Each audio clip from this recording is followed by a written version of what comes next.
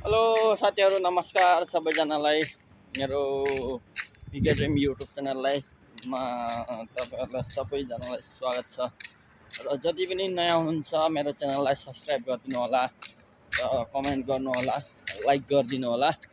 ल अब भिडियो सुरु गर्छु।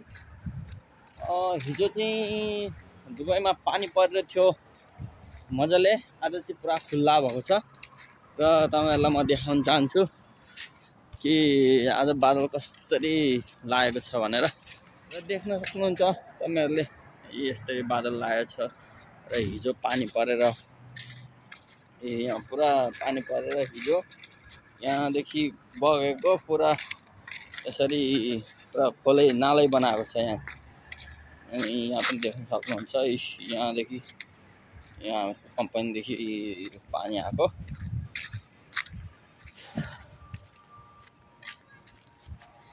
को आउँदैछ उ पर, फेरि मलाई बोलाउँदैछ को उ पर, तपाईहरुले देख्न सक्नुहुन्छ। आज पुरा एकदम राम्रोसँगले खुलेको छ र उग्रेको छ। ओ पर मिस्टर मास्टर्स पनि आउँदै हुनुहुँदो रहेछ, हाम्रो जिग्री साथी मास्टर आउँदै हुनुहुन्छ। यहाँ देख्न सक्नुहुन्छ यहाँ हेर्नु, यसरी भित्रदेखि पानी छिरेर यसरी पुरा खोलो बनाएको छ। खोलो बनाएर चाहिँ यस्तो गरेर पुरा यहाँ नालामा पसेको पानी, नालाको पानी यस्तो छ अहिले चाहिँ। हेलो मास्टर सर, के छ खबर? ल सबैजनालाई हाई भनिदिनु। एउटा सानो छोटो ब्लग बनाएको र आजको एकदम मौसमको बारेमा भन्दैछु के म। एकदम साफ मौसम छ, क्लियर छ आकाश, तर पानी पर्ला जस्तो छ। 2 साल भएर त्यो पानी नपरेको युएई मा भक्कर पानी परेर हिजो पानी परेर थियो। आज चिसो, एकदम चिसो जाडो छ।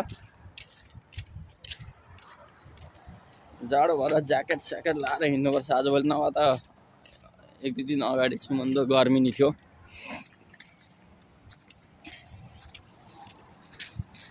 र यहाँ चाहिँ नयाँ बिल्डिङ बनाउँदैछ, यहाँ मार्केट पनि बनाउँदैछ, अनि मस्जिद रहेछ।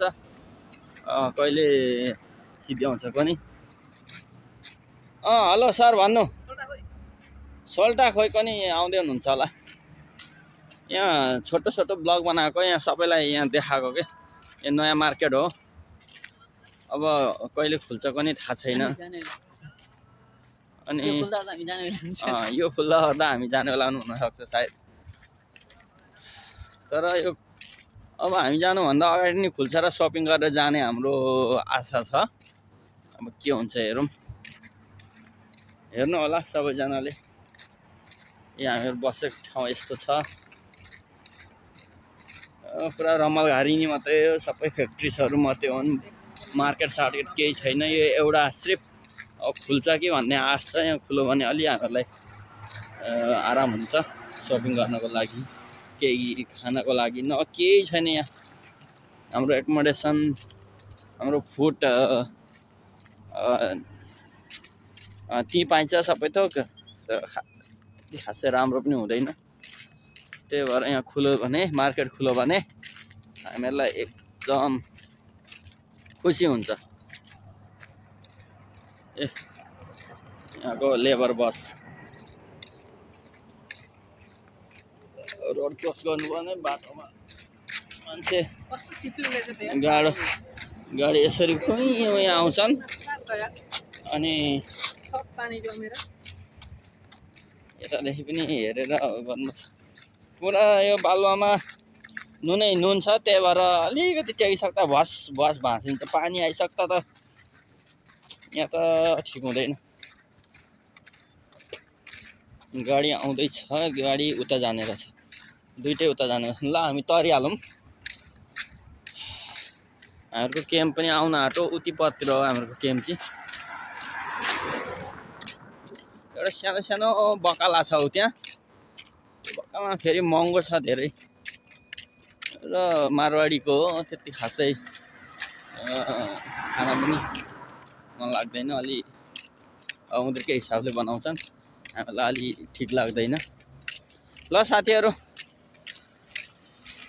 जतिजनाले मेरो भिडियो हेर्नुभएको छ सपोर्ट गर्नु होला, सब्सक्राइब गर्न चाहिँ नबिर्सिनु होला, अनि लाइक र कमेन्ट गरिदिनु होला। कमेन्ट चाहिँ गर्नु होला कस्तो लाग्यो भिडियो, राम्रो लाग्यो भनेदेखि फेरि पनि यस्तो भिडियो म लिएर आउँछु तपाईँहरूलाई देखाउनको लागि हैन।